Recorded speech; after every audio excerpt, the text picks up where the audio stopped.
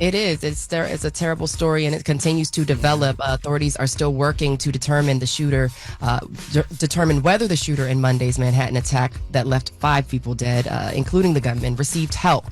Now, New York City Mayor Eric Adams says pieces of the semi-automatic rifle that was used in the killings were brought by an associate of suspect Shane Tamura, and detectives are working to ID that person. Let's take a listen to New York Mayor Eric Adams.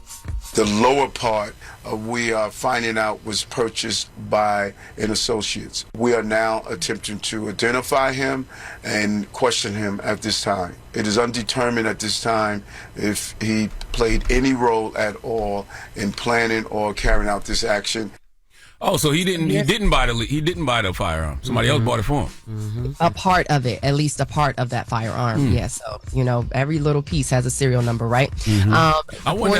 That's interesting, right? Because how are they going to hold the person who bought the gun for him accountable? And why did the person buy him the firearm? Well, it's not the firearm; it's a part of it. So we don't know what part of it. It could have been a clip. It could have been. We don't know, or it could have been the scope. We don't know what part of it is. They automatically sure make sure an accessory, right? Like you can't if you knew he was going to do this. But see, that's what I wonder. If you knew that he had the mental health issues. Yeah, well, that's the thing. That's what they will determine through investigation, I'm sure. So reports say Tamura appeared to be targeting the NFL headquarters and had a note claiming he suffered from CTE, a brain disease that's linked to playing football, and it can only be diagnosed after death. Now, the note asked that his brain be studied. New York City Mayor Eric Adams, he praised authorities for their work and said the investigation is still in its early stages. Let's take a listen to his comments. Hats off to the men and women of the New York City Police Department and our partners for immediately going in the building, going floor by floor, doing a search, looking for any incendiary devices to conduct a very thorough investigation. We have reason to believe that he was focused on the NFL agency that was located in the building. And we're going to continue to investigate with our federal partners. I still don't understand why he was targeting the NFL. I mean, he never played in the NFL. Like, I guess we'll never know why he was. But I don't even think he played in college. I just think it was just high school. Yeah, he was a breakout star in high school. That's what they said. He did his big one in high school. He was great in high school playing football in California. Was he mad he didn't make it to the league? That's what I said. He yesterday. supposedly, according to the note, which supposedly NBC News reports that investigators actually discovered a second note in his Las Vegas home, similar to the tone of the one that they discovered in New York City. But basically, he's blaming the NFL for CTE and the condition that he's in. So. Crazy. It was never there. That's crazy. Wow. Yeah, I really be just trying to figure out people's motives for things like this. You know what I mean? Because when you see situations like this, the first thing you think, you said it yesterday, and be like, what if you was just walking out that building, or you was just in the area, and now victim of what this person is going, of what this person is going through. So I just be trying to figure out what are people's motives for doing the things that they do. It's just selfish. He ain't want to go alone, and that's stupid. It makes no sense. And maybe he thought that the reason that kids want to play football is the NFL, and that's the way. But like you said, just take your own life, man. You come up here and so many people have lost their family members, their fathers, their brothers, their uncles. It's just sad. And was he ever really clinically diagnosed with CTE? No, he was self-diagnosed. Oh, Lord. And again, not diagnose CTE while you're alive. That is something that your brain has to be studied after the fact to determine after you've pretty much expired. Yeah, unfortunately. So that's a sad story all around.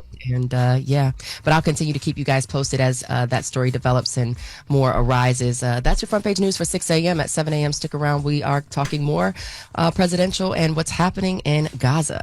All right. Thank you. Everybody else, get it off your chest. 800-585-1051. If you need to vent, phone lines are wide open. Holler at us now if you're having a good morning, you had a bad night, whatever it may be. Get it off your chest. 800-585-1051. It's The Breakfast Club. Good morning.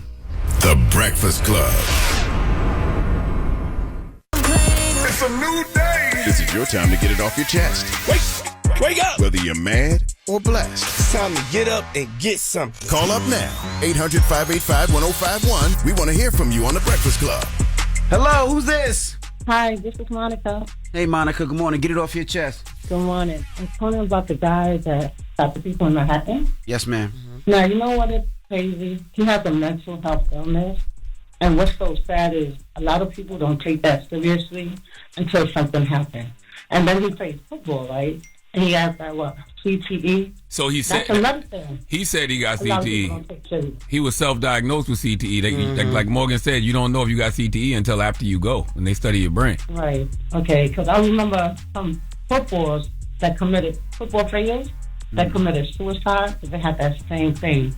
They was taking pills, and they said that the pain was just so much they couldn't take it no more. It was a football player that shot himself in the head because of the pain.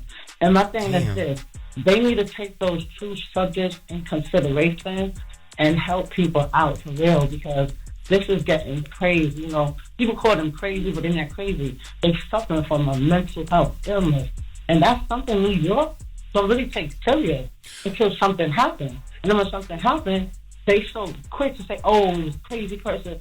No, he has a mental illness and he needs help. And it's hard for us to get help for people like that. You know what's so interesting? Whenever I agree with you 100%, but if you can fix your mouth to say you have a mental illness, then you can also fix your mouth to go get help for that mental illness. Like there's so many resources out here that, are available to people in the same way you can, Google how to get a gun or Google where the NFL headquarters is. You could be doing that same stuff to get, help for what it is that you're dealing with instead of just going out to project that pain on other people. That's right. Because that long ass drive that he took over here, I'm sure his head wasn't hurting that goddamn bad. Like, for him to do that. Yeah. If you can think of a well thought out plan to go execute people, then you can think of a well thought out plan to go execute, you go getting some assistance for your mental health. Yeah, because like you said, if he knew he had problems, he could have got help. Hello, who's this? Yo, what's happening? This is Revo. Revo, what up? Get it off your chest. Hey, man, I just want to say, first and foremost, good morning to everybody. And, man, I just want to say, all y'all retarded up there. You right. I ain't gonna lie. I mean that, and I mean that in a good way. Thank you. But I was listening to... I'm self-diagnosed retard. Yo, shut up, man. Okay, me too. So we were in the same boat. Same bus, but So I was listening the other day, and y'all was having a discussion. I forgot what about, but Gorilla got brought up. And Jess had made a comment that I guess she heard or saw something around talking about if Gorilla was in the bedroom talking about, about the That well, I'm sorry. That had me down laughing. I ain't gonna lie to you. I down there crashed. That was Jess. I was driving when I heard it. I down there crashed. That's hard. It is. Thank you. Nah, that's good. I'll be rolling. Goodbye. That's all I wanted to say. Goodbye, Thank you, man. sir. Hello, who's this? Hello, this is James. I'm calling from North Carolina. Hey, James, how are you, sir? I'm doing all right. I had a question for you and Envy, matter of fact. Yes, sir. When y'all had that colonoscopy done, that liquid that you have to drink before the procedure, is that nasty or does it taste like Kool-Aid or what? I did the pills and water. I don't remember drinking a liquid. No, I did the liquid. It wasn't bad. The liquid wasn't bad. I'm sure I did. I just don't remember. But don't go far from the toilet though. Oh yeah, they told me that. you got to stay home the day before. You got to be home all night long. Ain't no. Let me go out with the real quick. No, nope, nowhere. Like you're gonna be pooping every few seconds. The liquid wasn't bad at all, but like you said, you want to stay close to that bathroom because you're gonna get to the point where you just poop in water. Yep. Yeah, they told me that, man. They said it had to come out clear or something. Yeah, it's gonna come out clear too. When you got the colonoscopy scheduled? For the 8th of August. Oh, that's amazing, man. I'm gonna tell you something. You're gonna love them drugs they put you on, boy. I'm serious, man. When I first did them drugs and they told me Michael Jackson, this is the drug Michael Jackson was doing, I said, man, I get it. Oh, Lord. I'm telling you. You're gonna lose a bunch of weight too. You're gonna lose some weight too. Damn. Oh, that's what's up. But and also, Envy, can you play "You Will Know" by Black Men United? I want to dedicate that to the younger generation. That's one of my favorite songs ever. Oh, James, this is you the one that asked for Sounds of Blackness? That's not Sounds of Blackness. I'm that's Black Men United. No, he asked for Sounds of Blackness for June before. That's another one of my favorite songs. Yes. Sounds of Blackness, Be Optimistic, and You Will Know by Black Men United. I listen to them songs every other day. Like no exaggeration. Yeah. Yeah, that's uplifting. Man, who you telling? Like them my records. Like when I get in one of my moods, that's my joint. Envy ain't gonna play that though. He don't got that in his Serato. Yeah, no, we definitely got it. I'm trying to get it on before we get up out of here. No, you're not. Get on for you. You're lying. Somebody get You Will Know. James, that's a classic. James, did I not play Sounds of Blackness for you? Yeah, you did. You came through on that. All right, I got you. Don't worry about it. Don't listen to Charlamagne. When I was a Oh, young I appreciate it. Have a good one, bro. Mr. James. You too. I love that song. That is a bop. You hear Y'all me? seen the music video? So you will know. Ain't that the one where Everybody. Yeah, Tevin Tevin Campbell, Campbell. Remember Gerald Tevin Campbell Levert. got mad when Usher started singing.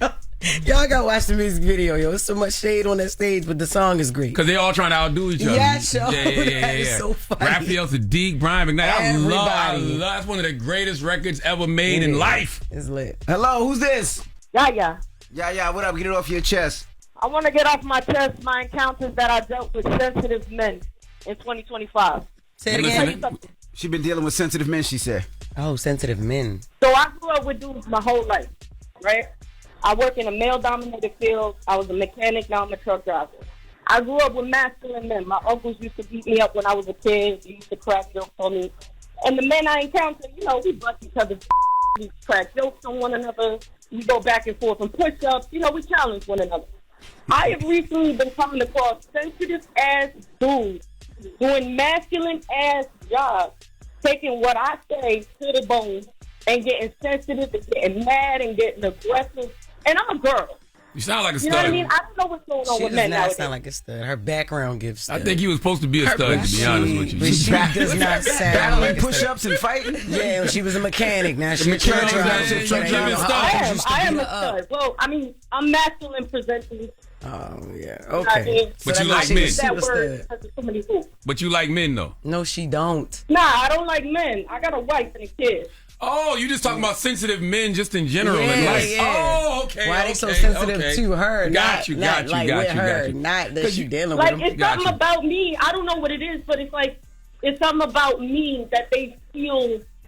I don't even know how to express it because I'm not a man, so I but can't that's speak the for thing. men. So what's the problem? They trying to crack you. Nah, that's not what it is. They you, is. You know what it is when you're going back and forth with a person and you really want to swing on them, but then you realize they're a girl, but the whole Yeah. time they're giving off like manly energy. Right. You know what I'm saying? But they get frustrated. So they start thinking, all right, if I crack her little ass, Yeah, I can exactly. calm her down. You know what I mean?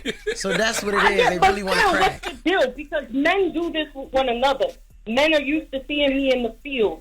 I've been in this field for years. I've been working with dudes for years. I give off a certain type of persona. Where you live at? I wouldn't mess with you, yeah. Where you live at? I live in Staten Island. Oh, okay. How many push-ups could you do a clip? I can do about 25. Okay. And some of these guys can't, so you probably embarrassing them. yeah. You're probably a better truck driver. You Nah, probably you a better gotta see mechanic. it though. I'll be at work at the dump, dumping my load, right? And I'll find some of the guys and we'll do push-ups back to back. Some of these dudes can't even do 10. Yeah, man. They See, probably not sensitive. They just don't want to Hello. play with you for real. They like, man, go on out of here, man, shorty. Like, God damn, go find some women to play Man, but with. I'm fun, man. I like to hang out with the guys. I know. like to hang out with She want to hang out with wanna hang with the niggas, fellas. man, and they, yeah, Mr. Sister. Mr. Remember I told Sister. you I It's just wild. wanted to- You was at that game. You was at that WNBA game last night. You threw that dildo on the floor, didn't you? Somebody did that? Yeah, somebody did that yesterday. Funny as hell. Hello, listen. That was you. Goodbye, wasn't it? yeah. No. Somebody definitely threw a Lime- dildo during the Yeah, game. lime green Lime dildo. green. Wow. Nah. Inappropriate, inappropriate, But funny hilarious. as hell. But funny as hell. All right, get it off your chest. 800-585-1051. We got the latest with Loren coming up. What we talking about? We talking about Donald Trump and Diddy because there's a report right now, deadline, that Trump is considering pardoning Diddy. Seriously considering it too. Yeah, I would say that too if everybody was on my ass about the Epstein files. And I know you Negroes is easily distracting. And I've been trying to change the temperature for the past week and a half Well, by baby. bringing up every black person I can. Barack Obama, Oprah Winfrey, Beyonce. Now I know what to do. Hey, Diddy. pardon Diddy. Uh-huh. Here go Loren LoRosa, ready to Period. report the news about And that we're gonna have a nonsense. conversation about it because also today there's going to be a new filing on Diddy's in Diddy's case, and we're going to talk about that. It'll drop today, but we're going to explain it before it happens. How you got all the news? Listen, let's just get to the latest. All right, we'll get to that next. It's The Breakfast Club. Good morning. The Breakfast Club. Morning, everybody. It's DJ NV, Jess Hilarious, Charlamagne the Guy. We are The Breakfast Club. Let's get to the latest with Loren. Lauren be coming with straight facts. She gets them from somebody that knows somebody. She gets the somebody details. I'm the homegirl that knows a little bit about everything. And She be having the latest on you. The latest with Loren LoRosa. Sometimes she have facts, sometimes she have details, sometimes she have a little bit of everything. Well, it's the latest. On The Breakfast Club. Talk to me. Sometimes she have facts, sometimes she have details, sometimes she have a little bit of everything. On The Breakfast Club. There's an exclusive report via Deadline that President Trump is now seriously considering pardoning Sean Diddy Combs ahead of his sentencing. Anything to get these Epstein headlines out the news, huh? This ain't gonna last for too long. Epstein will be right back in a second. So basically, according to this report, they have these sources that they do not reveal. But according to these sources, there are serious and heavy conversations happening right now in response to Diddy's sentencing or the awaiting for Diddy's sentencing. Now, this report says that they've reached out to Diddy's attorneys, his lead attorneys, including Mark Agnifilio, who had no comment on this. But according to this report, several associates of the much accused and currently incarcerated Sean Diddy Combs have been pitching the White House. Other insiders confirmed that the topic has leveled up from just another Trump weave into an actionable event. So you know how people be like, oh, he just doing that for the headlines or to distract, to something that he is seriously considering found after the finding of Diddy being partially guilty in his NYC sex trafficking trial earlier this month. Now, y'all remember Trump was asked about this, and he said, you know, he said he basically had to see all the details and see how things like played out. He wanted to make sure they were treating Diddy fair. He said, I think something like that. Now things have been played out, and we're here. I mean, the sentencing hasn't happened, and I think right now, of course, what people are waiting on is what will the sentencing be. But I do think that this is, I could see this being a thing. For sure. President Donald Trump is very social media savvy, and he knows that nobody moves the needle more on social media than black people. Okay, black Twitter amplifies everything, and that's why so many things he's been flooding the zone with this week have been about black people. I'm going to arrest Barack Obama. Beyonce, Kamala Harris, Al Sharpton need to be investigated. Now, let me throw out there that I'm thinking about pardoning Diddy. Maybe this will push these Epstein headlines out of the news. Maybe this will push out, these headlines about Ghislaine Maxwell offering to testify before Congress on Jeffrey Epstein if she is pardoned. Hey, yo, he said that he got Beyonce. He got to investigate Beyonce. Yes. Yeah, because of some money. They're saying that Kamala Harris gave $11 million to perform and endorse her. It was Beyonce, Oprah, and Al Sharpton he called up. Yeah, he dropped the whole BET list. But what Trump doesn't realize is his base. Those MAGA supporters, the people who voted for Trump, it's more of them than it is black Twitter. And those are the people who won't stop talking about the Epstein files. Those are the people who are going to keep calling out the obvious cover up. So trying to change the temperature with black people, that's not going to work. And at this rate, by Friday, Trump going to be offering black people reparations. He better. I guarantee he's gonna be like, know what black people need? Reparations. Now that I got a couple trillion right now that I guarantee you that's by at this rate by Friday he gonna be saying but that. What I don't understand, if he's allegedly all over them Epstein files, right? Why would he stand on when I get in office I'm going to release them? Because I mean that's anything to get in office, right? I don't understand why. Like why he would go so hard if he's all over them. That's the point. To win, right? I mean, like to. That's the point. That was the whole point, right? For him to win. I think but also too, I think it's just more of like if you say that, then people are like, oh, it must not be much on there because why would he want it to come out? Why would he be okay with it? And then we back off. But this was during his campaign, right? Yeah, no, to vote for him because that's what's right. Yeah, so I'm adding in addition to you. He cares about what's right. Right. But it was more so his people around him. He never really stood on it. Like when they asked him would he declassify it, he said, "Yeah, but not so much as other things because there's a lot of lies that could be in the files." Basically, is what he said on Fox and Friends. But did he release any of the files that he said? What about the alien files that he said he was going to release? And he released MLK, I think some of JFK. I ain't seen nothing about no aliens. Remember, because he said the aliens, he said JFK, he said Martin Luther King, he said it was a whole bunch of files he was supposed to release. He did. I remember him going heavy on the aliens. By the way, that's another black person he did. So it wasn't just What, the aliens? I thought aliens black. Shut up. It wasn't just aliens got a face. He said Barack should be arrested. Beyonce, Al Sharpton, and Oprah need to be investigated, and then they threw out the MLK files. That's all of this to try to distract black people because he know y'all so silly. Well, look, I don't listen. First of all, if he dropped reparations on Friday, Epstein is definitely back of the bus. Like, people not going to really want to talk about that. You going to fall for it, even though it's an obvious trick? Tell the truth. Kick the ball, Charlie Brown. I don't kick the ball, Charlie Brown. I don't think that anything that he says is actually going to happen, especially when it comes to reparations. But to your point, If he drops that on Friday, I promise you nobody's going to be talking about Epstein. That's silly. At least until Monday. Then y'all just as silly as he think y'all is. Well, niggas. Also happening with the hard age. What else you got? What else you got? No, I just was going to mention. So we've been talking a lot about like the sentencing and what will happen October 3rd. So today, as I'm told, there's going to be a filing that's going to be happening. There were certain filings and letters to be submitted before prosecutor Comey was fired. That the judge said, "Hey, I want both sides to have a conversation about what sentencing should look like based on laws that we've seen prior to people who've been arrested and jailed and blah blah blah." I'm told today there will be something filed there on both sides, a conversation about like what the sentencing guideline would be, but also something in relation to bail as well too, because that's been a conversation. It's $50 million bail package that Diddy just submitted yesterday.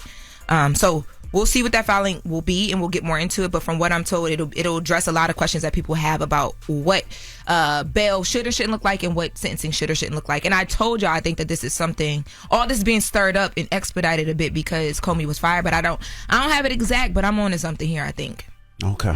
All right. And listen, that man called up here and requested Black Men United, We Will Know. And you're going to play that because that's one of my favorite songs ever. There's not too many songs that make me as happy as this record right here. This is one of the greatest songs ever recorded. If Trump played that on Friday, would you be distracted? Leave me alone. Black Men United, We Will Know is playing next. We're going to play that on, all right? So the latest with Loren. Thank you, Loren. And if you with your kids right now and they ain't never heard this record, you keep them in the car and you let them hear this classic. Please let it play next. They mess this up and play something else. Yo, that would be so crazy if they got a... Glorilla. 745, 96 degrees. All right, man. Front page news is next. It's The Breakfast Club. Good morning. The Breakfast Club. Your mornings will never be the same. Morning, everybody. It's DJ NV, Jess Hilarious, Charlamagne the Guy. We are The Breakfast Club. Let's get back in some front page news. I'm not even going to go to the WNBA last night, but... Why can't you go to the WNBA last night? What happened in the WNBA last night? During the WNBA game, a fan thought it would be funny to throw a lime green dildo. That's all you got from the WNBA last night? All the games that happened last night, that's all you got? You part of the problem. That was the headlines. You part of the problem? So what else happened in WNBA? Atlanta played Golden State, and you know what happened when that dildo was thrown? What? When that dildo was thrown, the game was tied 75-75 with a minute left. Like, that was actually a good game. It was. That was actually a very, very, very good game. It was. And the Golden State won by 2 points. That's right. They won by a little bit, but won by the size of a dildo. All right. What's up, Morgan? By the size of a... Hey, y'all. Hey, all right. So let's get back into some presidential news. Before President Trump left Scotland yesterday, he said the U.S. will set up food centers in the Gaza Strip. Now, Trump publicly said he does not agree with Israeli Prime Minister Benjamin Netanyahu's assessment that there's no starvation in Gaza. He went on to say people in Gaza have to get food and safety right now. Let's take a listen to President Trump's comments. We're going to be getting some good, strong food. We can save a lot of people. I mean, some of those kids that's real starvation stuff. I see it. And you can't fake that. Yeah, so the comments come as Trump met with UK Prime Minister Keir Starmer. A senior White House official reports the president has been disturbed and troubled by the images which he saw in new clips. Trump previously approved $60 million for aid to Gaza and pointed out the ongoing need for assistance. Meanwhile, former President Barack Obama posted on X over the weekend that Gazans are still dying of starvation. He said that even if the ceasefire deal with Israel is reached, a hostage release agreement is reached, food and water and other necessities must be allowed to enter the enclave. Now, President Trump and Israel have both claimed that Hamas is stealing critical supplies meant for the region. However, even Congresswoman Marjorie Taylor Greene is calling the humanitarian crisis in Gaza a genocide. Greene wrote in a post on X, "It's the most truthful and easiest thing to say that October 7th in Israel was horrific and all hostages must be returned, but so is the genocide, humanitarian crisis, and starvation happening in Gaza." She appears to be the first Republican in Congress to use the term to describe that situation. What say you guys? I mean, it is that, and it's been that for a while. And I mean, you know, it feels good. I don't want to say it feels good, but it is good to see people calling it what it is, regardless of, you know, what side of the aisle you on. Like, man, if you sitting around and you watching innocent men, women, and children die, you watching innocent children starve, your human instinct has to kick in at that point, and you have to be like, that's wrong. Like, that's actually just stating the obvious, if you ask me. Yes. So switching gears, don't get too complicit, though. So Senator Cory Booker, he's accusing fellow Democrats of being complicit in President Trump's agenda. Booker made the comments on the Senate floor on Tuesday when he objected to a bipartisan motion to pass a package funding law enforcement. And he said he wanted to change the bills to make sure the funds are equally distributed. Let's take a listen to Senator Cory Booker of New Jersey. If you're as passionate about police as we are, then pass bills out of this body that will help the police officers in Washington, that will help the police officers in Illinois, that will help the police officers in New Jersey. So Senator Booker called for taking action that makes sense, not more talk and debate. He said it's a violation of the Constitution for the president to ignore the will of Congress and decide which states are eligible for grants and which are not. Now, the Democrat who put forth the motion called Booker's claims ridiculous and said he should have raised his concerns weeks ago. Switching gears, again, members of Maryland's Democratic congressional delegation are speaking out after they were denied access to a Baltimore ICE detention center in the Fallon Federal Building, prompting them to stage a brief sit-in. The lawmakers include Representative Kwesi Mfume, Sarah Elfreth, Johnny O. Jr., and Glenn Ivey, along with Senators Chris Van Hollen and Senator Angela Brooks. The group says they were blocked from inspecting the site despite a federal law allowing unannounced visits. ICE officials refused entry, citing internal policy, even as lawmakers voiced concerns over detainee conditions. Now, also Brooks says denying lawmakers access, it's clear that ICE facility has been instructed to hide the horror of the inhumane treatment of the people in their custody. Let's take a listen to Maryland Senator Angela Brooks. Well, I'm going to tell you this. The fear will pass, the shame that our country will carry as a result of this conduct and so many other things will last for generations. The shame of it all. And also be clear, there are people who have been detained. These are humans. And by the way, we represent every single living person in the state of Maryland. You know, this comes as there have been a lot of congressional members and elected officials that have been denied access to these ICE facilities. Of course, it happened in New Jersey. It's happening in California. And we'll continue to keep our eye on that. Now, Maryland Senator Chris Van Hollen says Donald Trump told the American people his immigration policy would focus on the worst of the worst, but that was a lie. He went on to say the administration is pursuing a cruel mass deportation agenda where people are held under inhumane conditions and shipped off without due process.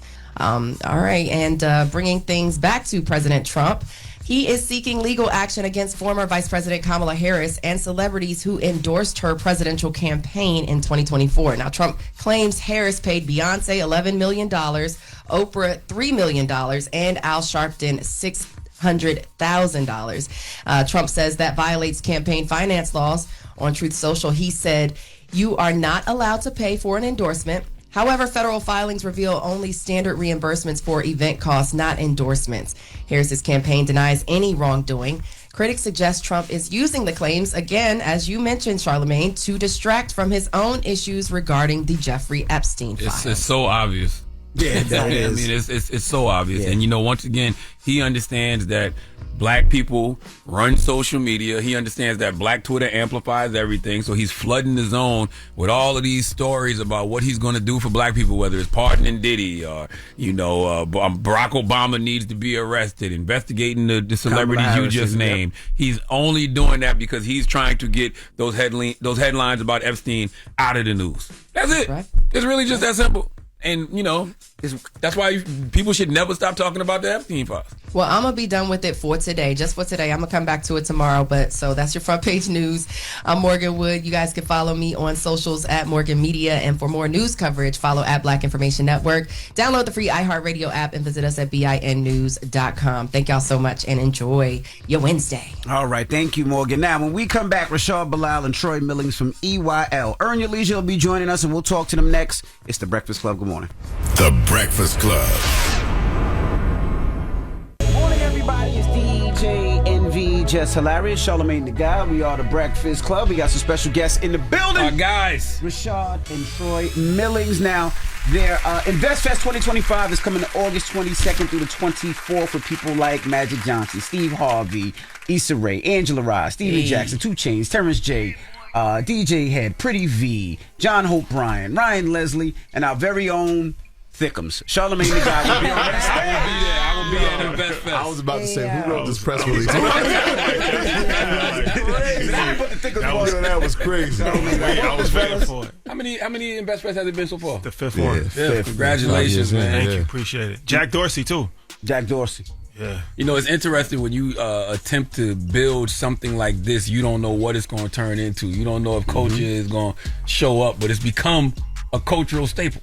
Yeah, absolutely, man. Like I said, 5 years ago, it was an idea in Shotty's head. We executed the first year right through COVID. It was crazy. So to see where it's at now, we talk about cultural events, but it's the biggest business event in the world. When you talk about the amount of people that come through, when you talk about the list of people, billionaires, entrepreneurs, you know, everybody from trying to start to get a job, it's a multitude of a bunch of people coming together for the same cause.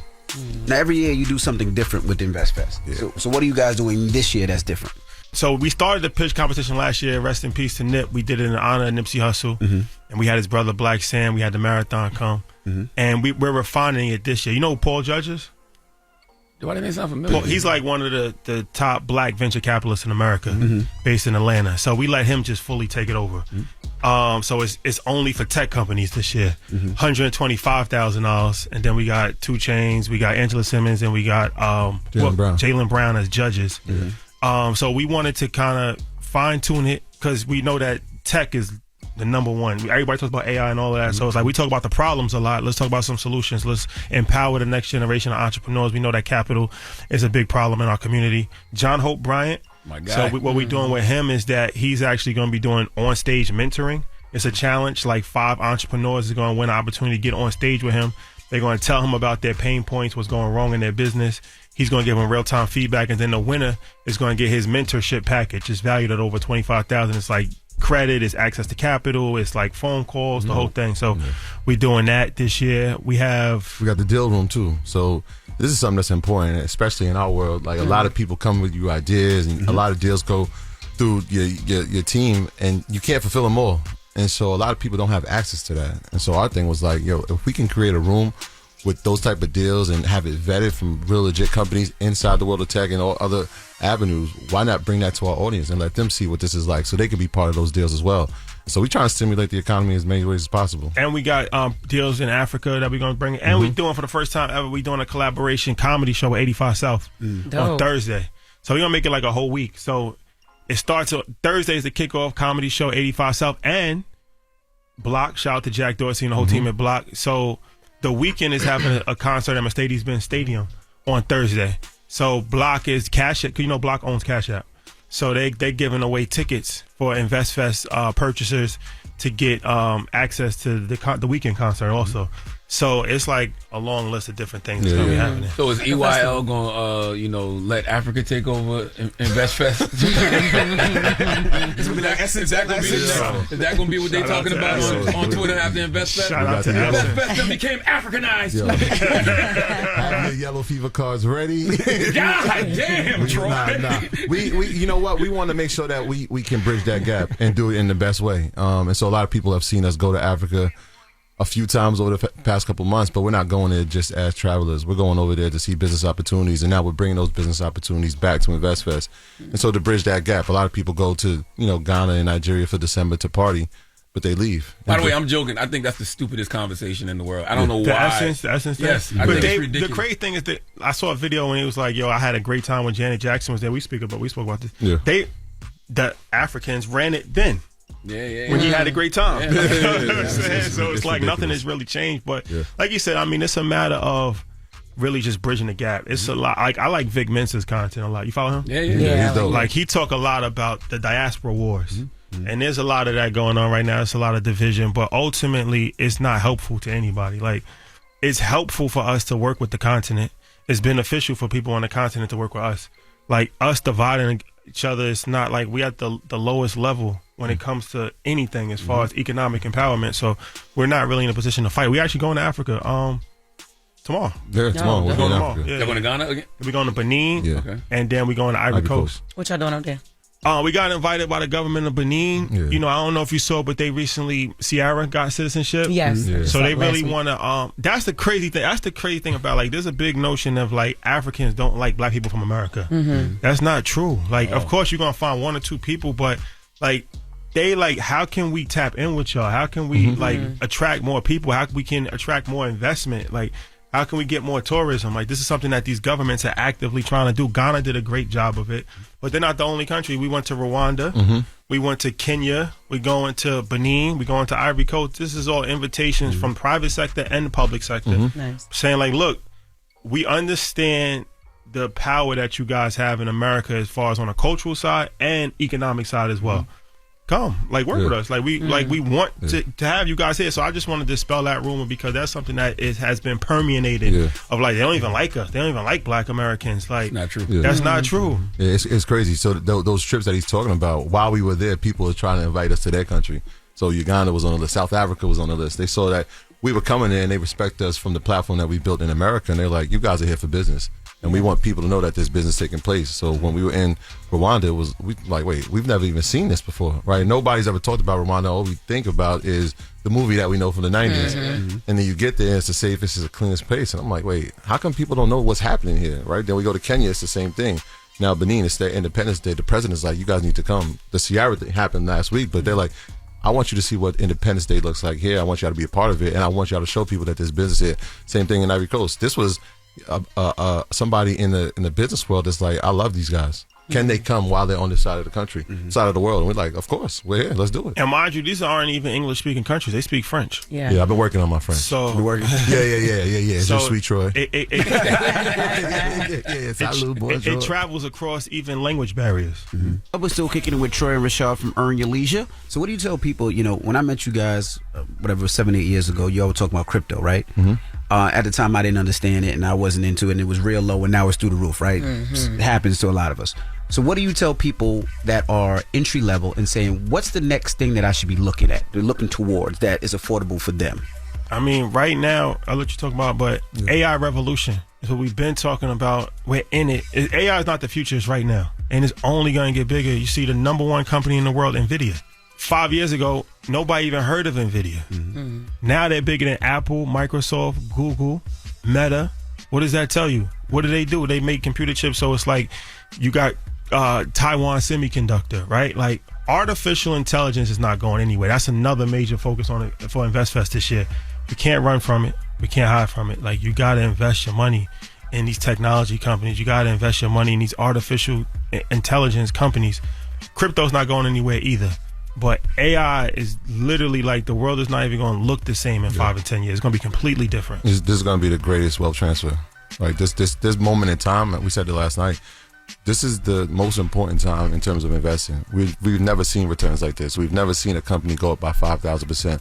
We've never seen a $4 trillion company, let alone a $3 trillion company. And like, that's happening in this lifetime as we talk about it. When we talked 5 years ago and that you asked that question, we told you TSM. We told you Microsoft, because we knew that they were going to lead, and that hasn't changed.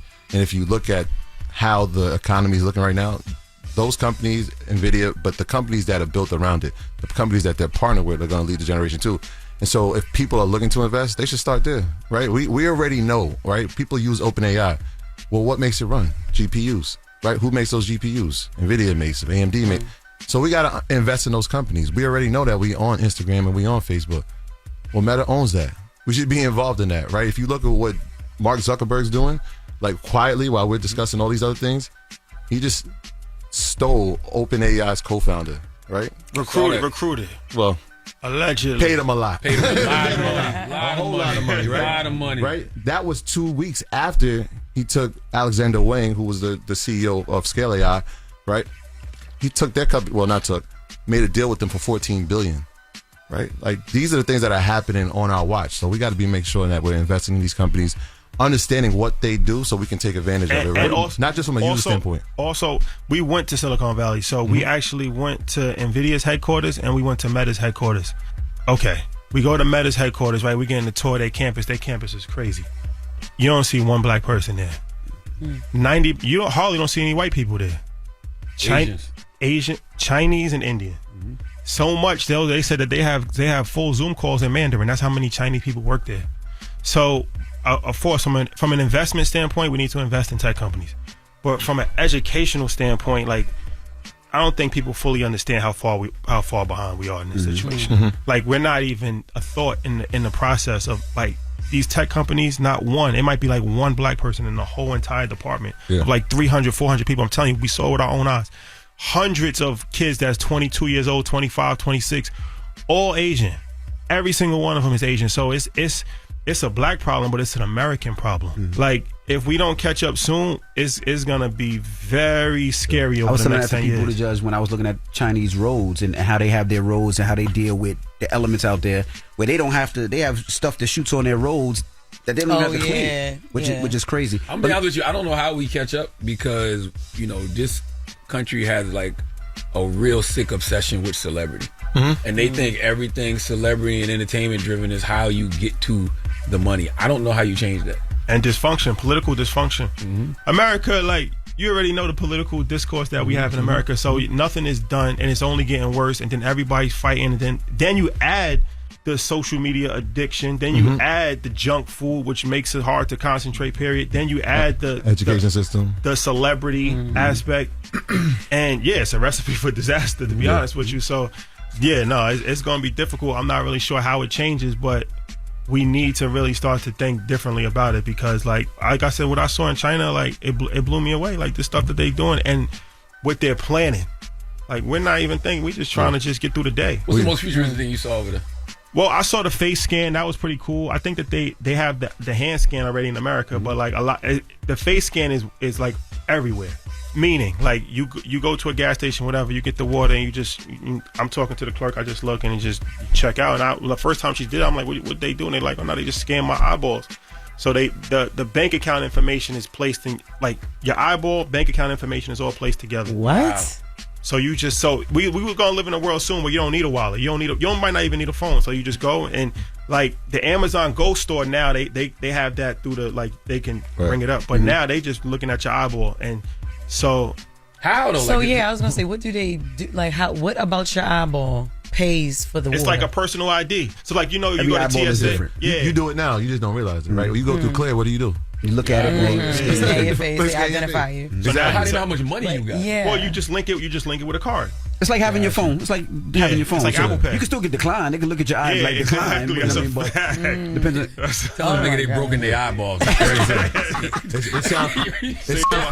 It sounds futuristic till you realize you've been doing it this whole time, right? Like when you go in the Amazon store and we talk about AI, that's AI, right? There's cameras in the ceiling that are scanning you. You put your card in when you walk in, and you think you walking out, and then you get the email that you just got charged $116 for what you just bought. And it's like, wait, how they do that? But people are scared of that. A lot of people are scared of that. And what do you say to that? People think it's taking jobs. Like you said, the Amazon store. There's one guy working there that makes sure people just don't run out. But besides that, there's nobody ringing you up. There's nobody doing anything like that. And people are thinking that it's taking jobs, it's taking opportunity, it's taking their future away. So what do you say to that? We gotta realize that AI is not our enemy. It's our co-pilot. And so if we think about it, like, we're still flying the plane, but this is going to help us. The people that will work with it and understand it will go ahead. The people who try to deny it and be afraid of it, it's going to be tough for them to succeed because you're battling super intelligence. You're talking about something that's super efficient, that never stops working, that's always getting better, that never gets tired, that doesn't need any, PTO or insurance. It's no maternity leave. No maternity leave. And it's only getting better. If it makes a mistake, it gets better, right? So how do you compete with that? You don't. You join it. Even if we not looking at it like it's our enemy, what the hell we gonna do for jobs? Like, what do we? And you can't sugarcoat it.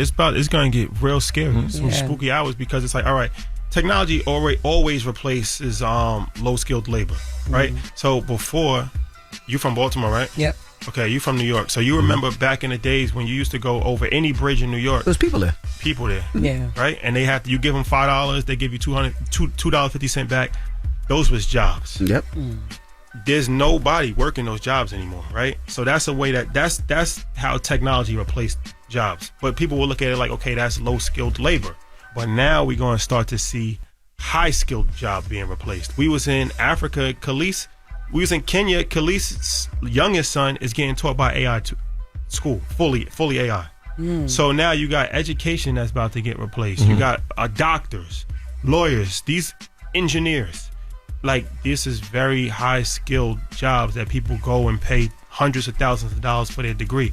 So now you're not only getting low skill replaced, you're getting high skill replaced too. So save your money, invest your money. Like, if I can give anybody advice right now, like, you gotta invest your money. You gotta be an entrepreneur on a certain level, right? Because just relying on a job and a skill set, there's no job that's safe. Even this job, they having AI people that's doing podcasts.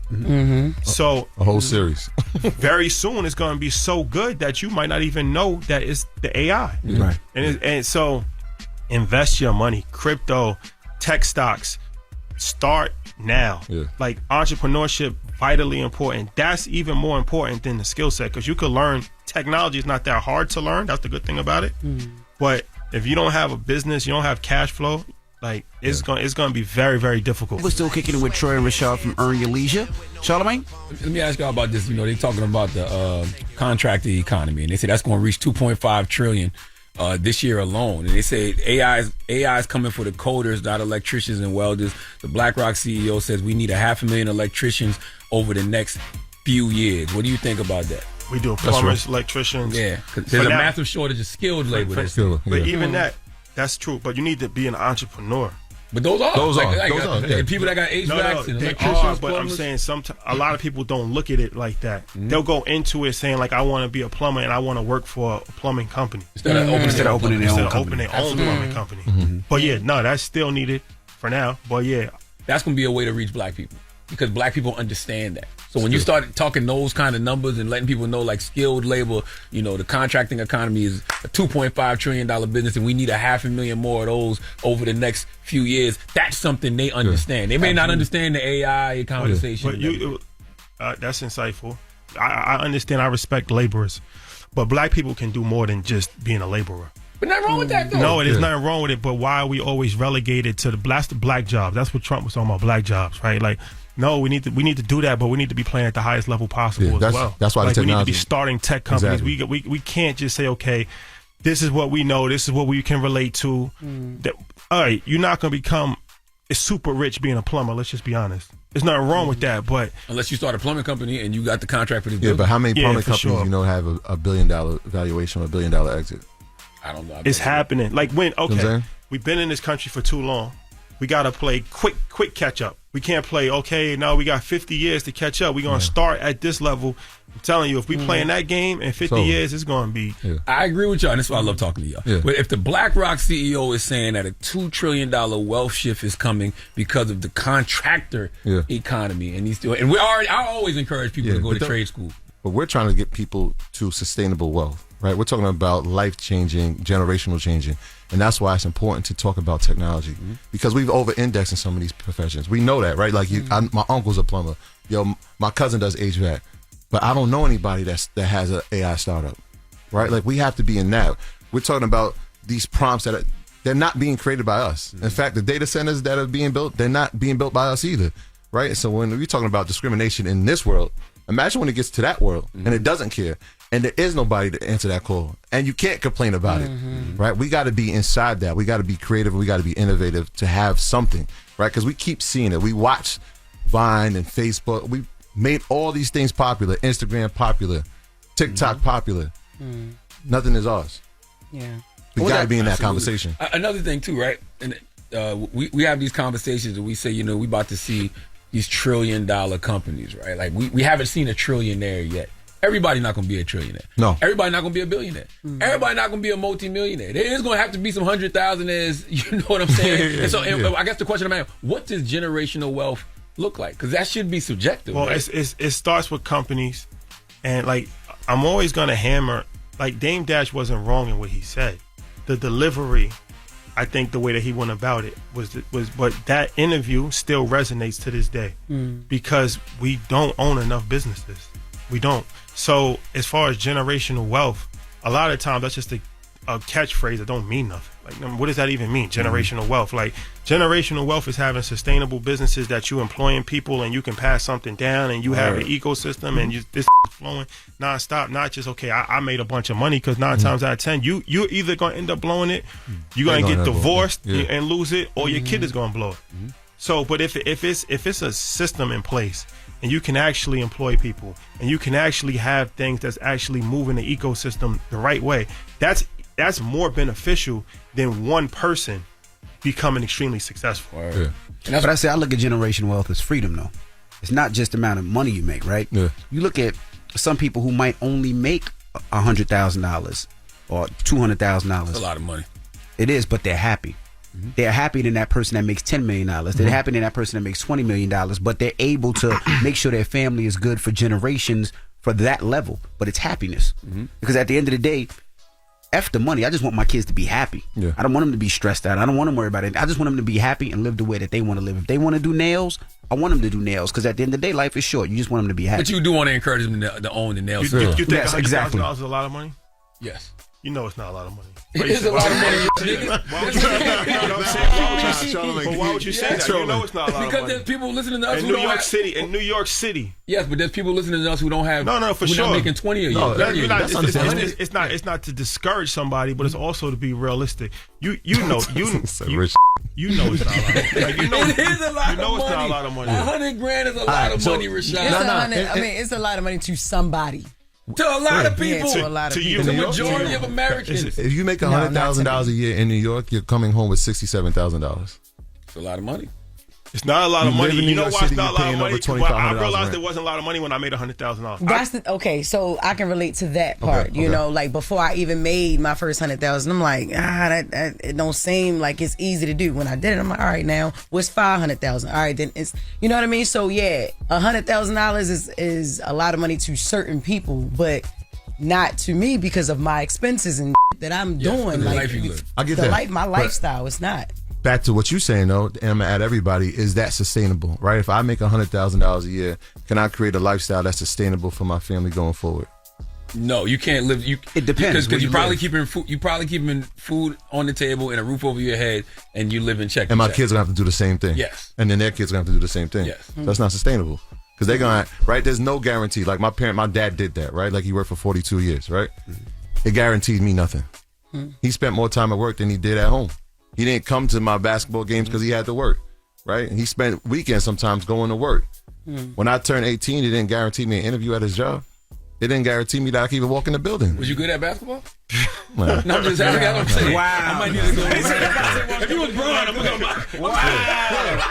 Only the fact he could have got about to show support. Thank you, man. I ain't gonna waste my time with this. My time missing cricket. Dad was a cricket player, man. We from Jamaica, man. We only got Patrick Ewing. I told my Jamaican son to play cricket. He want to play basketball. I ain't going to check that. Yeah, nah, but I'm not supporting this. I'm not supporting that. If he's not a baller, I'm not going. But you understand, like that premise is like, now I have to go figure out what I'm going to do, right? I can't do his career. I got to figure out what I'm going to do, right? My goal was to make sure that if I had something, I could pass it down. Same thing you've always talked about. Everybody here is doing it. We're not being candid about it. Like, we have to tell them, like, look, I'm trying to create something that's sustainable. I could pass it down to you. You may not even want to do that, right? Like the plumber, right?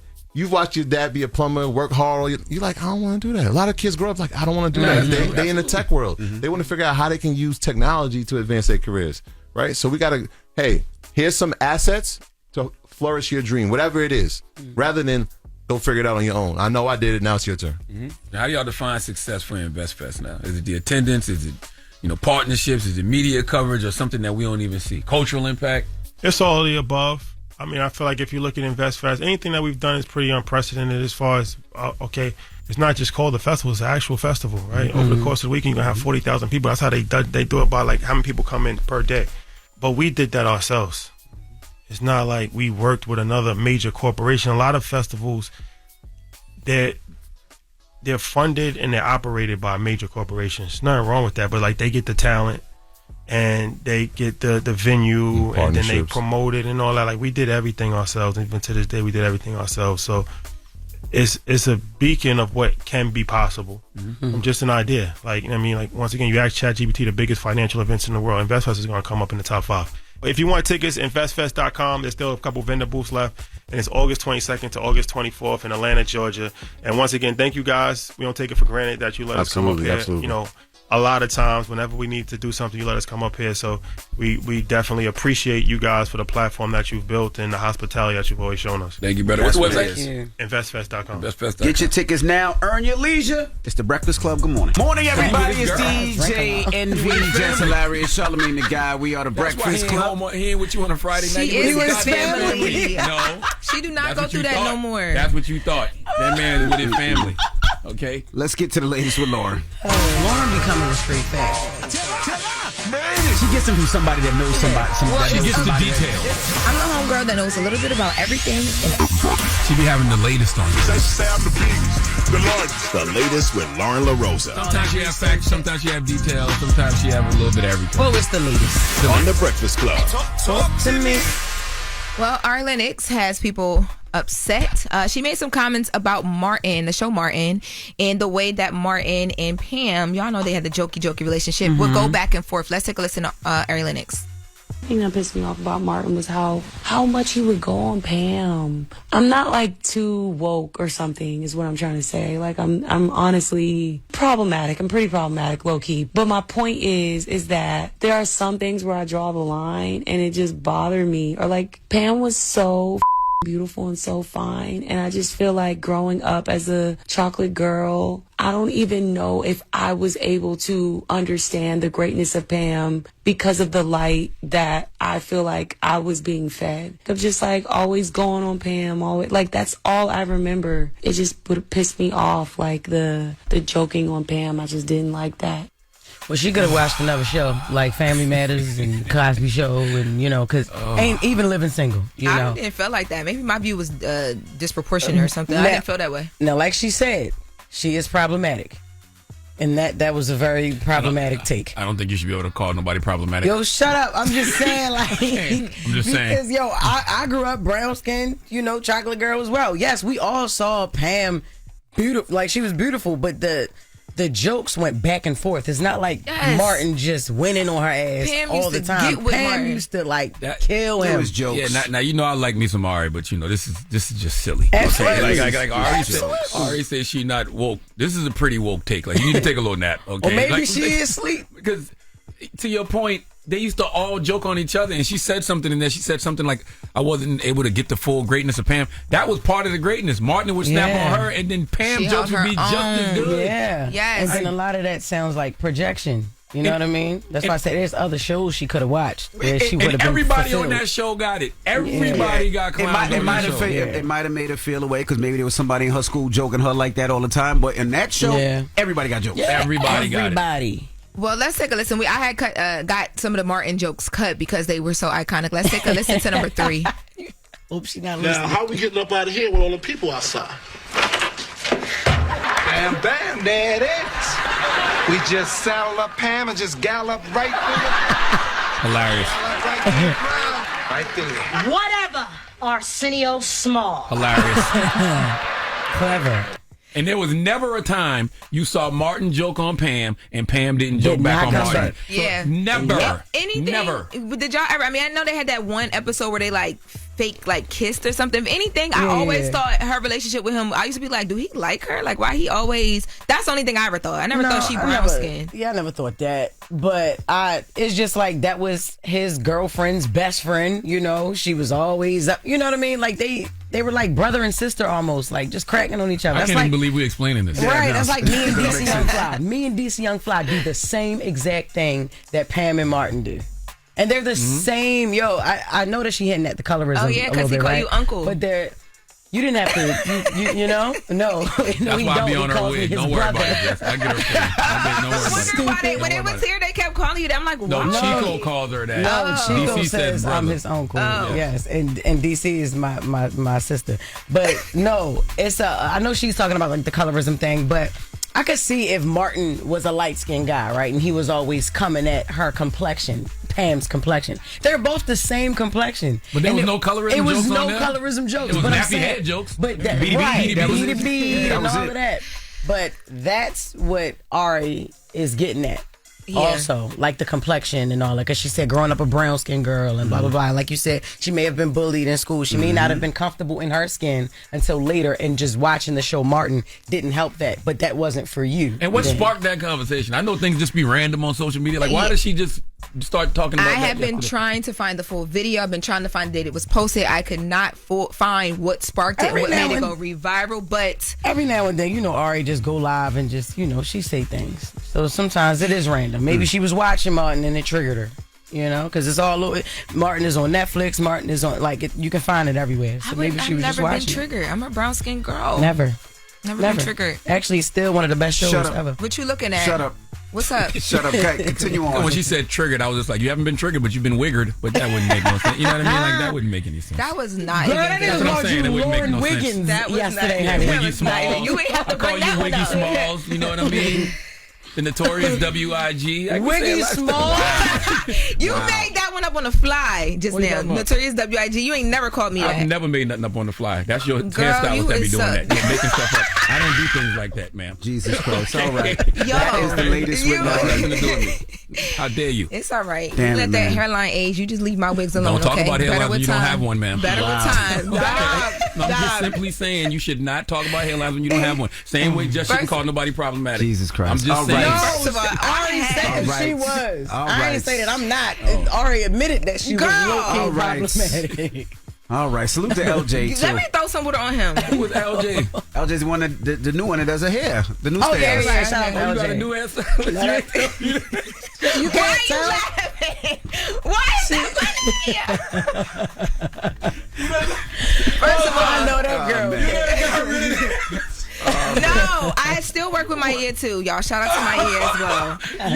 Salute to LJ. You let these people make you get. LJ Not does these people. LJ Really, No, does- it was you. I just wanted good hair LJ for my does my whole sewing. family. She LJ does sells amazing my daughter's hair. She virgin does hair. Gia's hair. Salute to LJ. She done God. snuck and LJ's got the a new best. goddamn stylist in the middle of the night. But you've been in here still joking about the hair like you ain't even realize. Hair clown, yo. Huh? What happened now? What you say? Charlamagne, All let me right. give you a donkey, too. Oh, for after the hour, we need for an NFL player named, not an NFL player, we need the Las Vegas Raiders to come to the front of the congregation. Man, we need the Las Vegas Raiders to come to the front of the congregation. We like to have a word with them. Getting about that seat is with your little self took a long time. All right, we'll get to Hopping it down next. off that seat, you little I can't believe leprechaun. You got a new person. It's the Breakfast Club. Good boy. You're checking out the Breakfast Club. Your execution on the donkey of the day is something to behold. Is it a read?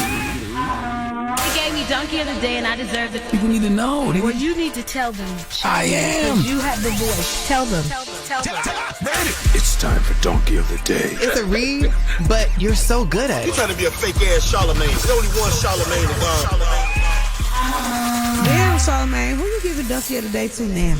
Well, Sexy Red, Donkey of the Day for Wednesday, July 30th goes to the Las Vegas Raiders. Now, I usually don't mind other NFL teams' business because I'm a Dallas Cowboy fan. I know.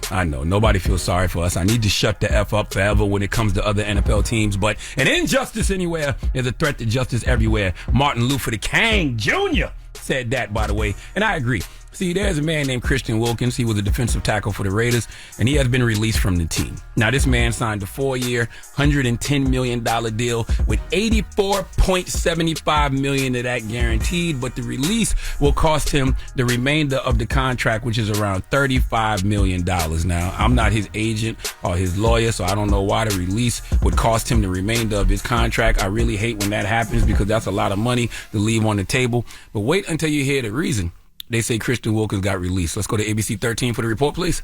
I have no comment to make. We made a decision on what we're doing, and we're moving with it. The Raiders made national headlines last week with the bombshell decision to release Christian Wilkins, cutting what was expected to be a superstar's time in Vegas to only 5 games. The Raiders' splash signing disagreed on whether to get a second surgery on the Jones fracture in his foot. The 29-year-old filing a grievance with the NFLPA as the Raiders withhold about $35 million of guaranteed money from Wilkins' 4-year, $110 million contract. But as we learned last week, there's more to it.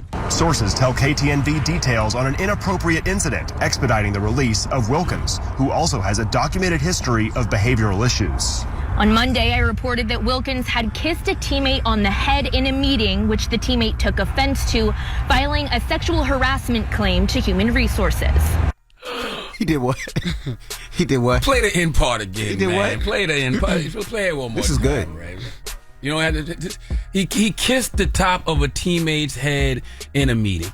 Okay, what is the world coming to? So you mean to tell me NFL players, y'all can pat each other on the ass, playing patty cake on each other's butt cheeks, but a kiss on the top of a teammate's head is too far? Y'all be butt naked in the locker room, showering together, meat just hanging like a butcher shop, but a man kissing the top of a teammate's head is too far? Quarterback is the gayest position in all of football. You stand behind a man with your hand between his legs while the man is bent over. You screaming, and he can't move until you tell him to. If that don't sound like freak off instructions, I don't know what does. Okay? The position tight end.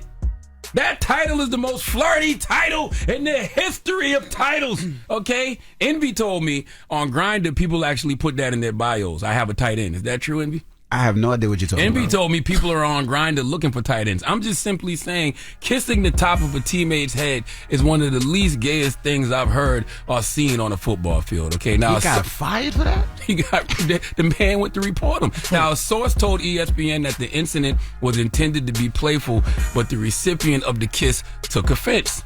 I understand that. We all got boundaries. Okay, we should respect people's boundaries. But damn, to report me to HR? There's got to be some honor amongst players. You have to be able to settle things amongst each other before y'all run the corporate. I would rather y'all are squared up in the locker room, okay? With clothes on, of course, all right? A man kiss you on the top of the head while you butt naked in the locker room, that's foreplay. Now, Adam Butler, Christian's former teammate with the Raiders, was asked about the situation. He said this. You know, whatever you're going through as a person, you know, athlete, non-athlete, whoever, whatever your struggle is, if you got something going on in life, just, you know, talk to somebody. Get some therapy. You know, whatever your deal is your deal. Somebody out there in this world full of billions of people is willing to listen. They're willing to listen, hear you out, and help you work through whatever you need to work through. Being a mental health advocate myself, I agree with everything he said. But what does that have to do with a man being released because he kissed another man on the top of his head? Okay, what's really going on here with the Raiders and Christian Wilkins is what they said earlier. They were beefing over how he was treating a rehab for a foot injury that cost him all but 5 games last season. They also disagreed over whether to have surgery on the foot, so they used this incident to release Christian Wilkins, which is complete nonsense. Okay, that's just utter foolishness. Now, he does have a history of behavioral issues, but unless he has a history of making other men feel uncomfortable on the team, there was no reason to release him. Okay, the NFL teams just really don't be wanting to pay people, and they will use any excuse not to. Please give the Las Vegas Raiders the sweet sounds of the Hamiltons. Oh, now you are the donkey of the day. You are the donkey of the day. Yeehaw. Now, was the guy, the kisser, gay? I don't know. You know what I'm saying? He's unidentified. Okay. Yeah. Because if a straight man... Oh, you mean was the kisser gay? Gay, yes. Yeah, that's what I said. Christian Wilkins. Was Okay, the got you. kisser gay?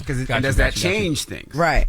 Because if the guy who was kissed is Isn't not gay. Yeah, and his penis And jumping. you know what I'm Yeah, saying? feel uncomfortable. I'm not talking about the penis jumping. Oh. Then it's like, all right, so It's a now you're joke. violating me. This is not a joke now. Yeah, This is like You your tried true me. You feelings tried me. coming You tried out. me. Yeah. Okay. But like you said, if that's not the case, it got to be some type of code. Like, God damn, you just go run to HR and but To your point, though, if the guy is gay, yeah, and I don't know if Christian Right, Wilkins right. is, if he is, I can't just square up with you because now it's a hate crime. So I got to go to HR. Exactly. Well, let's And the NFL Players Association filed a grievance on Wilkins' behalf, and I do hope he gets his money. Well, let's open up the phone lines. 800-585-1055. No. That ain't what we said we was going to talk about now. What? There's more pressing issues, all What right? you trying to do? There's more pressing issues. What? What, yo? Lauren, we just found out Loren LoRosa fired her wig technician, man. A wig technician? What do you call it? A hairstylist. Her mechanic. We just found out that Lauren fired her mechanic. Whoa. Why didn't you have to? Why? Wait, I had a list of all the stuff that Charlamagne did to me. Oh my We don't care. Your mic ain't even on. Don't do that to her. She is not fired. Because we just started having a conversation after you told us that Loren got a new hairstylist, and so I asked the question: why do you get rid of? I asked the question to the room, to the ladies in the room: what are reasons you got rid of your hairstylist? Because you know Loren gets a lot of flack for her wigs, right? You know, From a wig in months.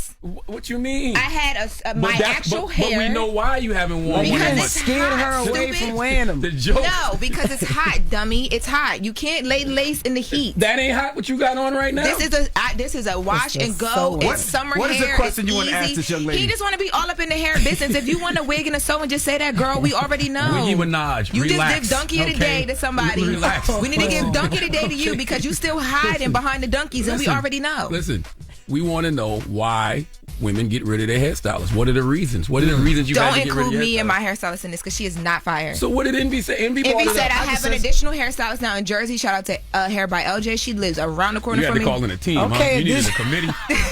You had to call in some reinforcements. You needed help, didn't you? So bad. I mean, I'm not mad at that, Loren. God. Okay. What happened to you in your younger life?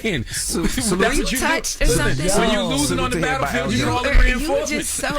Yo, my man said you had to call in a committee. 800-585-1051. Salute to Hair by LJ. Yes. And Miss Mai Tai. Lauren is using Hair by LJ now. Hair by LJ. She does my baby's hair. She does Gia's hair, and now she's doing Lauren's hair. Charlamagne feels Ari like Lennox would not like being here. She would not like them. She ain't like seen Martin. this clip. She would not like the Breakfast Club. 800-585-1051. What is the reason why you change your hairstylist? That's all I want to know. It's a simple question. Jess, have you ever had to? Yeah. For what reason? My girls F me up, man. Like real bad. My wig's crazy. See, being honest. Yeah. That's an honest human being over there. Jess Hilarious. Mm-hmm. Okay. Damn.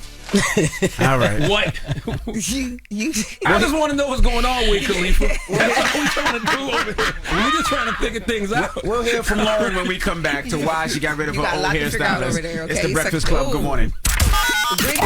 Pull out your phone. Call in right now. Call me. Add your opinion to the Breakfast Club topic. Break it down. 800-585-1051. The Breakfast Club. Hey everybody, it's DJ and Jess Hilarious, Charlamagne the Guy. We are the Breakfast Club. Charlamagne started this topic. No, I did not. You started this topic because you brought it to our attention that Lauren has gotten a new hairstylist. Yes. I haven't noticed. Sometimes I wonder why you care so much about women's hair and their eyebrows and their makeup. And it's but like you're being honest now. Is there something that like you need help with? Okay, we'll are go you to Jess looking first. to transition somewhere? Jess said, why have you gotten rid of your hairstylist? That's the question. I got tired of hairstylists effing me up, man. Okay. Wigs, you can see, my forehead was a different color than the lace, and then the part would be too wide, and then the part wouldn't be plucked enough. The frontal would be just trash. Damn. So. And Lauren, you were honest behind the scenes. I said first of all, I still work with my original hairstylist. Her name is Miss Mai Tai. She's from Philadelphia. Shout out to her. She works hard. Really nice. Yes. She made this right here. She made this. Put that on. Because I feel like that's what you really want to get up and do every morning. You take out your anger and your inability to transition on me. Not make that I am your advocate, okay? I am an ally for the girls, all right? Now, what I was saying, right? It shows Lawrence too. Oh, you're right. All Lawrence wigs show her bald spot. That was the point. Listen, I don't be in here trying to do anything but just help Lauren. You are the devil. Hey, yo. But did you hear what Envy said? Pull your wig down. I don't want to see you. Oh, so you talking to me the way I used to talk to you now? Okay. Instead of being upset, I'm going to take your advice. I'm going to pull the wig What down. I said is that when there are certain hairstyles that I don't like, we just have a conversation. Yo. Okay. All right. Tell me more. So what is the reason why somebody would get rid of their hairstylist? Lauren. You could get rid of your hairstylist for all the reasons Jess said. You could get rid of your hairstylist because, I don't know, you don't like the prices no more. They upping their prices. Mm-hmm. For me, I didn't get rid of anybody. I just added somebody closer so it's more convenient for me. Why do you need to add somebody? Because I wanted. Let me tell you something. There's a reason Diddy added lawyers to his defense team, right? Because what he was doing wasn't working. Okay, So why did you add people to your hairstyle? Hey, that nigga said you had to call in the committee. Wow. I added people because, it's a lot going on. Okay. And then it's like different stylists for different things. Thank you, like, Jess. LJ probably specializes in something that Maya doesn't. You know what I mean? And so because Maya, she does units, she does wigs. LJ does sew-ins, natural hair. Like, so they have two different specialties. I thought I'm just asking questions. When you get it, you be in women's business, boy, don't you? Hello? Hello? Hey, what's your name? My name is Hannah. Hannah, why do you get rid of your hairstylist if you've gotten rid of yours before?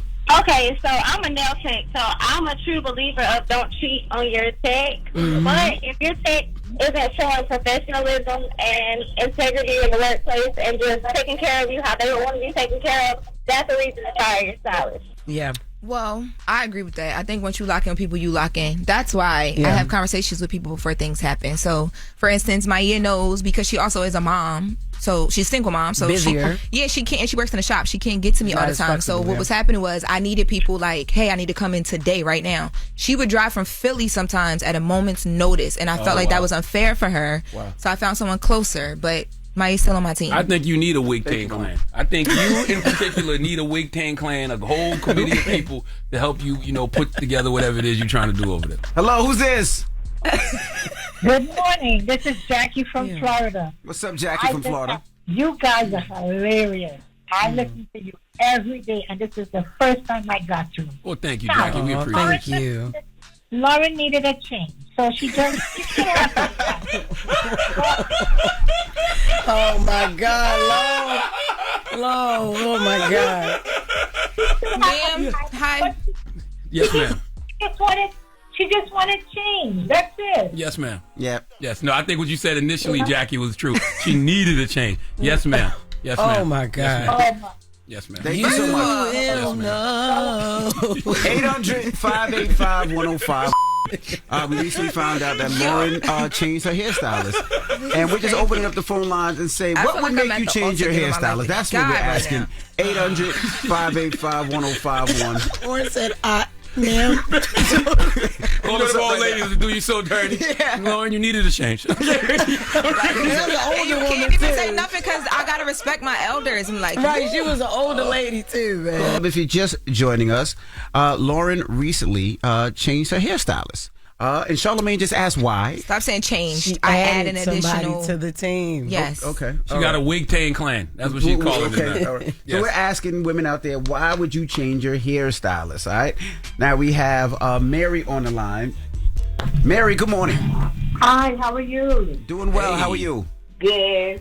Why would somebody have to change their hairstylist? Yeah, I chose profanity because he was just doing it a little bit too much. Every other word was, it was like 6, 7 in the morning. Like, hey, did you say your prayer this morning? So I got out of that atmosphere. So you didn't like God?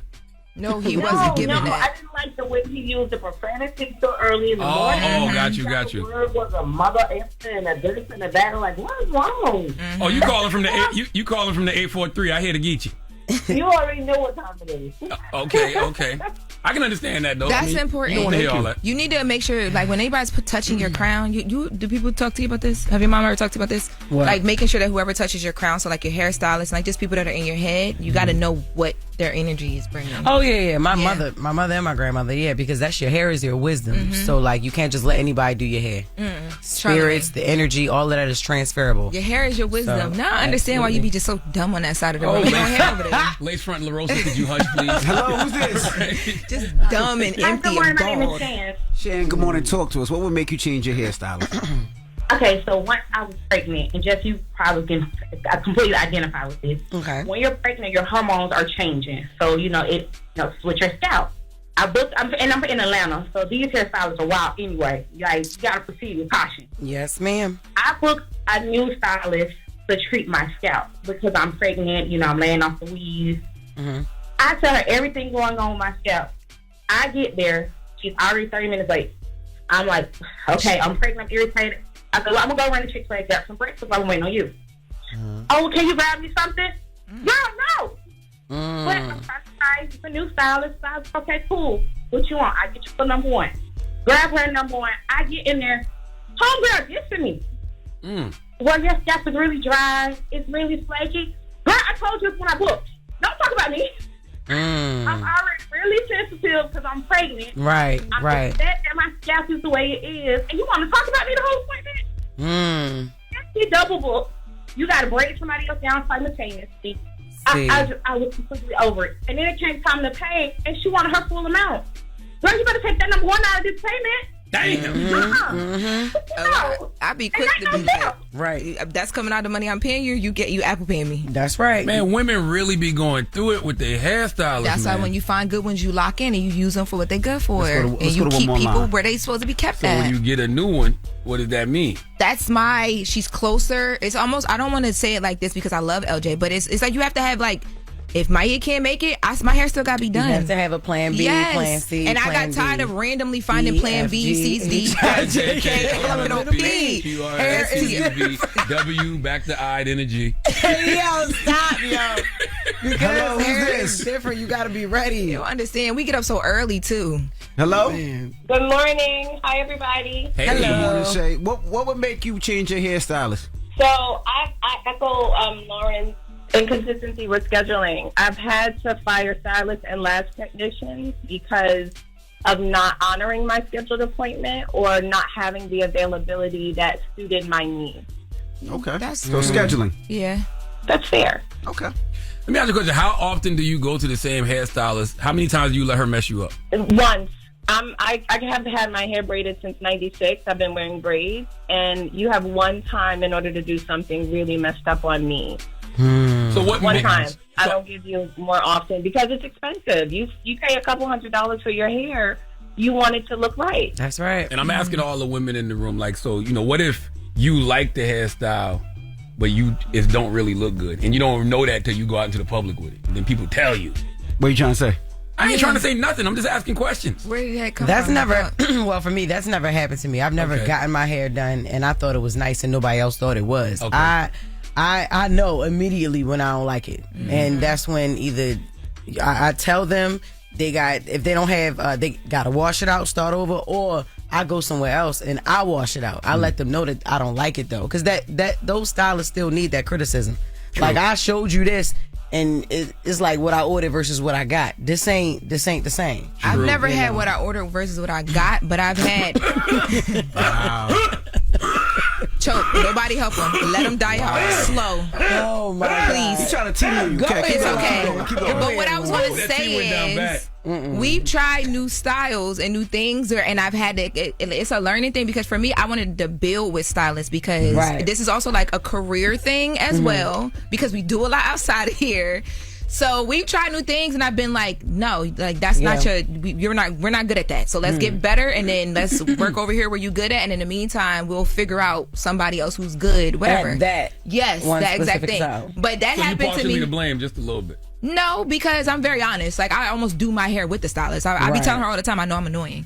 But maybe if but you you're let her the do one her job, then no. No, but you're the one that gotta wear it. So I definitely get it. So like, ladies, it's different for men. Like, y'all got one barber, your barber knows you, whatever. You gotta have a girl for bobs because everybody ain't good with them. My shits. ears kills the bob. Like, that is her thing. Okay, good. Yeah, because that was the girl who was doing the bobs, me, right? Yes. Oh. You always think my Remember? bobs are a wig and it be my hair. Like, she just lays it so well. You be hating.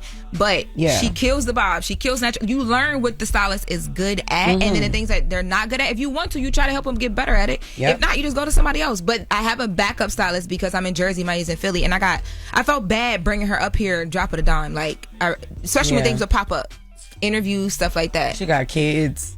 All right. Okay. Well, we have the latest with Lauren coming up. What are we talking about? Lord, What's the moral of the story first? The moral of the story. You did all you are Lucifer.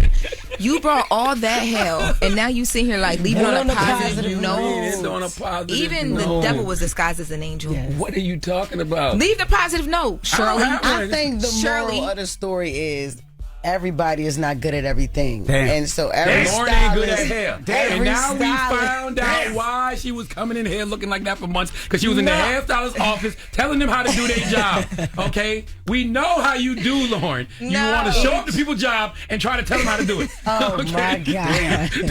Damn. Now we got to the bottom. I don't know why you listen to him. of When the I problem. had you with the latest with Lauren, you should keep going. What's the moral of the story? You just set yourself up. That's what it is. The moral of the story is everybody specializes in something different. So you may need 1 or 2 or 3 or 4 hairstylists. 4. No, I'm saying you got the wig girl, then you got the short pixie cut girl, then you got the bob girl, then you got the braider. You do have the braider, and that's true. Yeah. We have the latest with Lauren coming up. What are we talking about? I was just in general. I was talking about you. Wasn't you choking? Don't you Don't got worry something about it. to We do? got the latest with Lauren coming up. Don't go anywhere. It's the Breakfast Club. Thank Good you, morning. Envy. The Breakfast Club. Morning, everybody. It's DJ Envy, Jess Hilarious, Charlamagne the Guy. We are the Breakfast Club. Let's get to the latest with Lauren. Lauren becoming a straight fact. She gets them from somebody that knows somebody. She gets the details. I'm the homegirl that knows a little bit about everything. She be having the latest on this. The latest with Loren LoRosa. Sometimes she have facts, sometimes she have details, sometimes she have a little bit of everything. Well, it's the latest. On the Breakfast Club. Talk to me. So, the Breakfast Club, we had a conversation about who Clarissa Shields should fight next. And you guys mentioned a fighter named Shadeja Green out of New Jersey. And last night, they exchanged some conversation on X. So, it stemmed from an interview that Clarissa Shields recently did with Ariel and Addie. I probably said that wrong, sorry. But let's take a listen to them asking Clarissa about Shadeja. A very interesting fight is the fight against Shadeja Green. I spoke to Shadeja earlier today, and she was extremely respectful towards you and even said she hates the fact that her mentioning you is taken as some sort of slight. Stop it. I call bullshit. I've been wanting to fight Shadeja. She lost to French on, and she got over there with MVP and decided that, I wasn't the greatest woman of all time when I've been in conversation with Shadeja since we were in the amateurs. And she knows I'm the best boxer she's ever been inside the ring with and that she's ever sparred with as far as in a woman form. She knows that. And she's told me that. And she gets with MVP. Now everything changes and I got pillow fists and I don't knock nobody out. So therefore, when you get to disrespecting me, I'm going to disrespect you.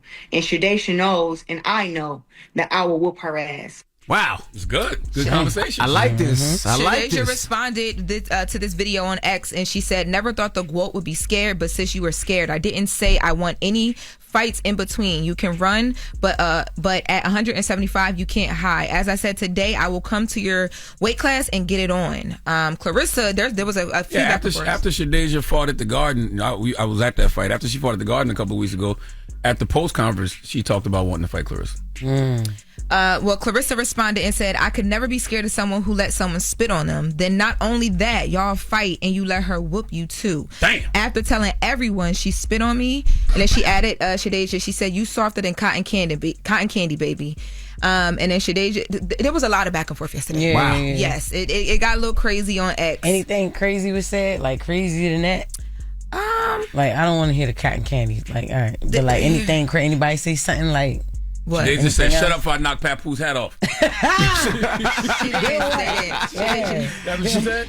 She didn't. No, she did not She say said, that. drop that music. What she say? She reached out. She want to come up on the show, but yeah, she reached out. Okay. Who? Shadeja? Yeah. Okay. She from Patterson? Right over the. Right I think down that'd the be a street. great fight.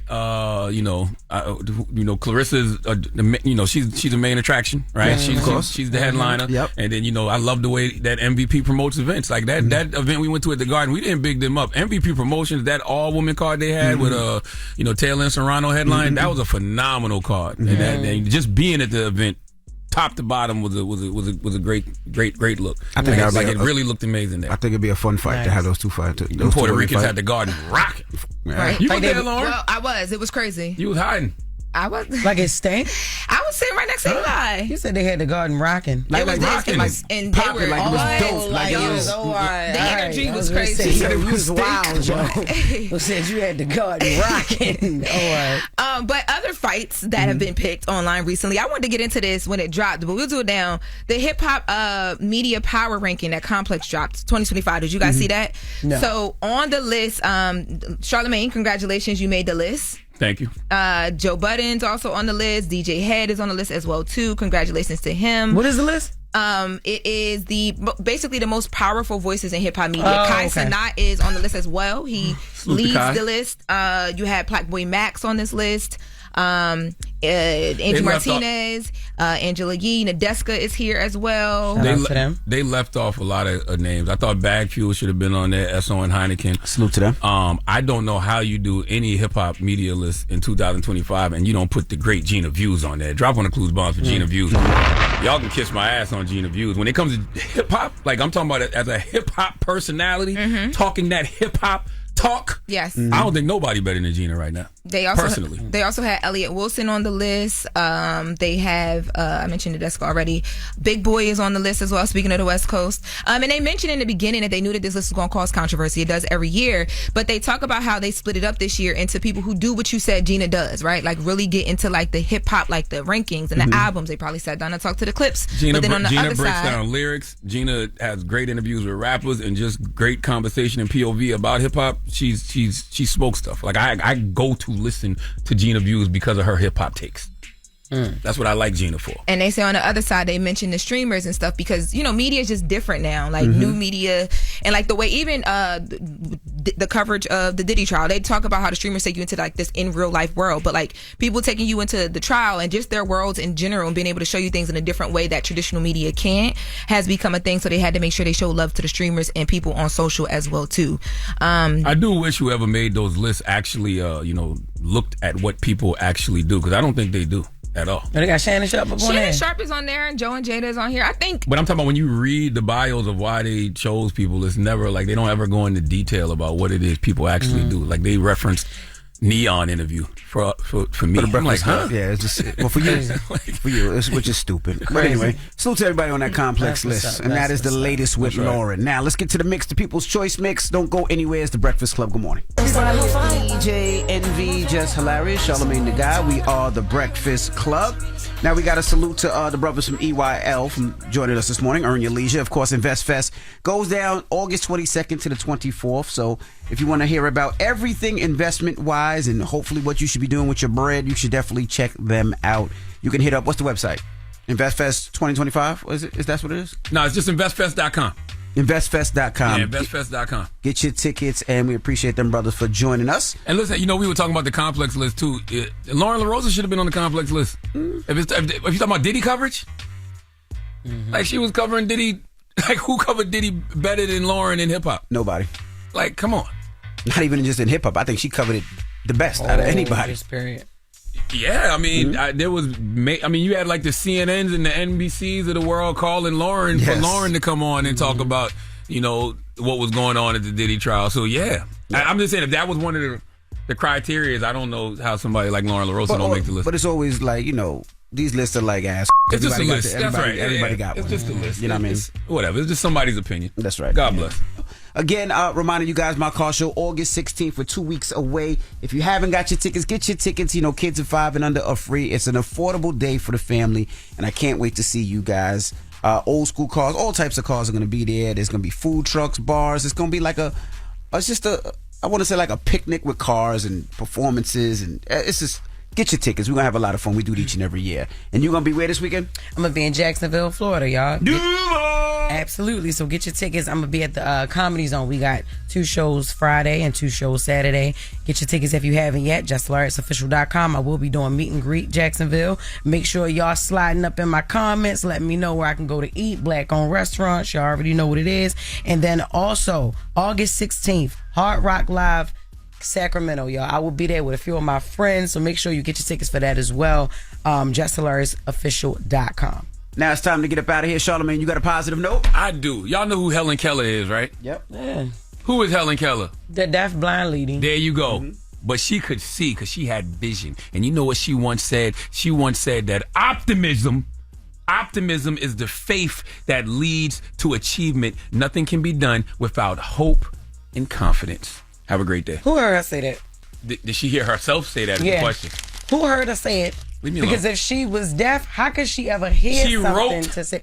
Oh. Yes, I think. Exactly. Nobody. She didn't say that. All right, it was Morgan Freeman then. All right. Will Smith, will you accept it then? Damn. Yes. The hell? Breakfast Club, bitches! Y'all finished or y'all done?